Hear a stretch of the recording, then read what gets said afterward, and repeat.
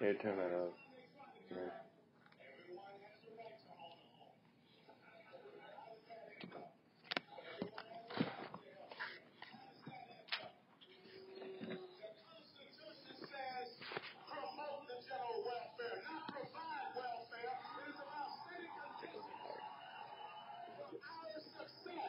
You only have to hear just a couple of minutes worth of his speech to be so inspired you want to jump up out of your chair and take back control of America.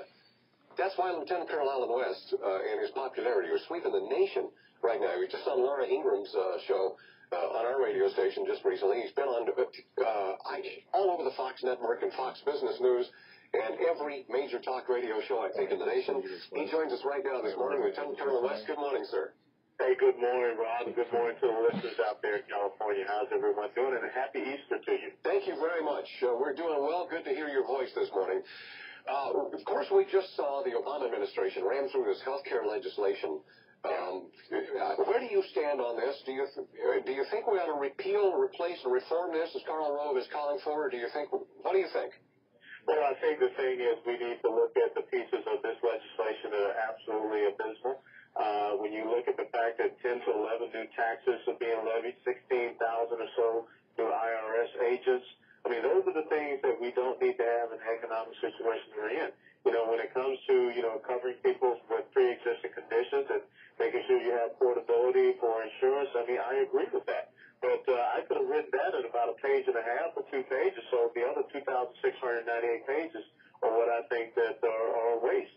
The fact that you had, the fact that the federal government is now taking over college loans, I don't understand why that would be part of a health care, legislation or law. So once again, what we're seeing, Rob, is just an opportunity for this federal government to nationalize more production.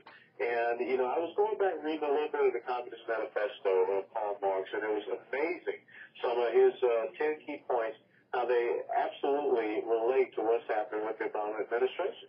Like you said, nationalizing production, controlling of education, the abolishment of property or prosperity with all of these high taxes that they continue to levy against the American people. So this administration is not doing that, which is the long-term best for the American people. This is not about health. It's not about care. It's about controlling another aspect of our production, which I just don't understand how the American people, any people here in this country, could support this health care legislation. Well, kind of going hand in hand with what you just said is a comment from Al Sharpton. He actually said this the very night that health care legislation passed and became Obamacare law in the House of Representatives. Let me play you what he said. I think that this began the transforming of the country the way the president promised. This is what he ran to socialism. Well, first of all, we have to say that the American public overwhelmingly voted for socialism when they elected President Obama. This was not some concept the president introduced after he won. He ran on this. Important to recognize here that Al Sharpton has become an advisor to the president, and he's very clearly stating that Obama ran on a socialistic agenda. Americans voted for him, and socialism is what they're getting. Yeah. That's scary, Alan. That's absolutely scary, and it's absolutely not the truth, because he did not run on a socialist agenda. He tried to portray himself as a very middle-of-the-road, moderate kind of person, which is why he co-opted a lot of the independents and then a lot of Republicans who were just upset with the Republican previous administration, also the Congress, did not come out and vote or voted for him.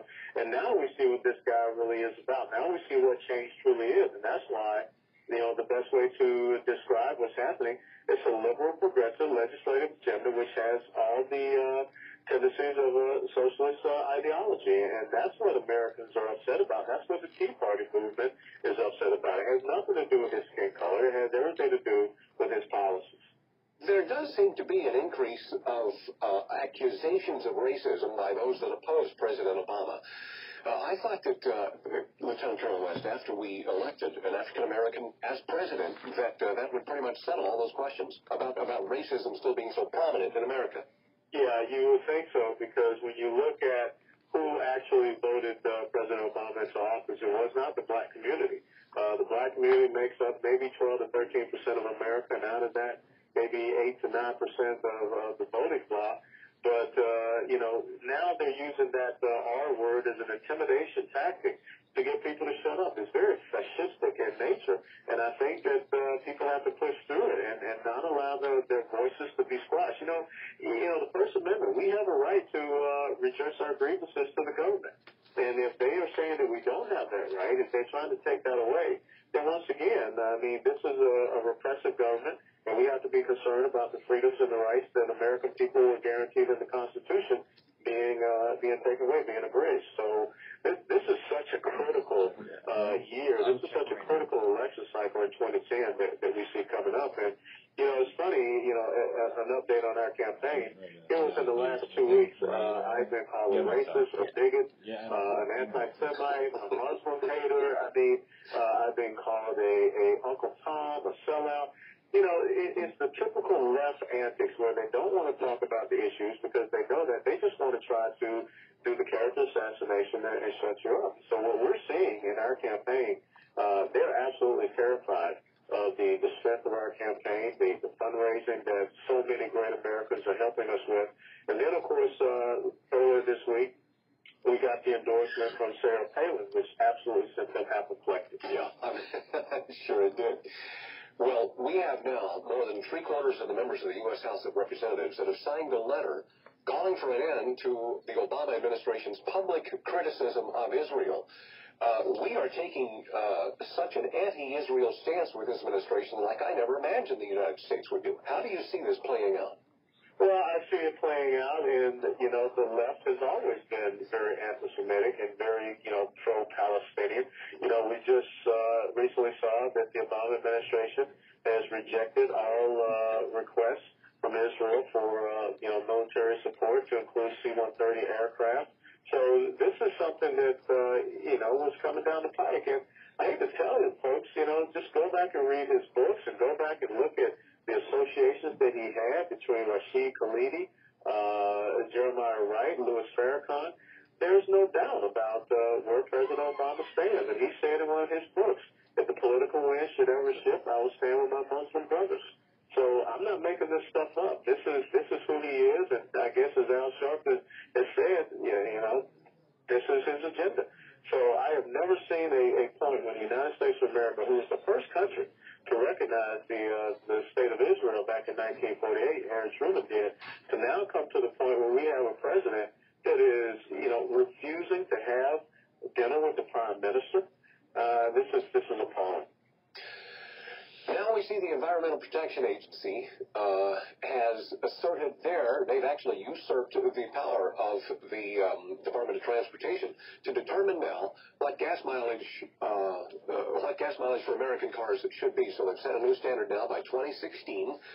American cars and American trucks have to have a minimum of 35.5 miles per gallon on average in the vehicles that are sold in showroom floors as of 2016. Now, this is the EPA, an agency that answers to the President of the United States, determining now what fuel standards should be. We're seeing more and more the executive branch of our government take over and usurp authority of other agencies and other segments of government.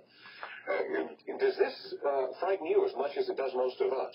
Well, it absolutely has to frighten you. You used the right word, usurpation, and it's an absolute aberration of the separation of powers that our founding fathers established for our federal government. And, he stated, President Obama stated that he would still be able to get what he wanted and cap and trade would not go through. He just used the EPA as the means by which he would bring this about. Look, 31 czars that don't answer to our Congress or anyone that are now overseeing, executive pay and like you said, the environmental agency being used as the henchman. The president comes out and talks about, drilling for oil off the, the coast of Virginia. But he said during the State of Union speech back in I guess early February, late January, that we were going to start building 2 nuclear plants. I hadn't seen anything else about it. So once again, it is just the deceptive tactics of this administration. And, you got Henry Waxman out there going after private sector. And now you have the EPA now once again dictating to the Americans pretty much what they're going to have to buy, just the same as they said in that healthcare legislation. Well, let me play you a couple of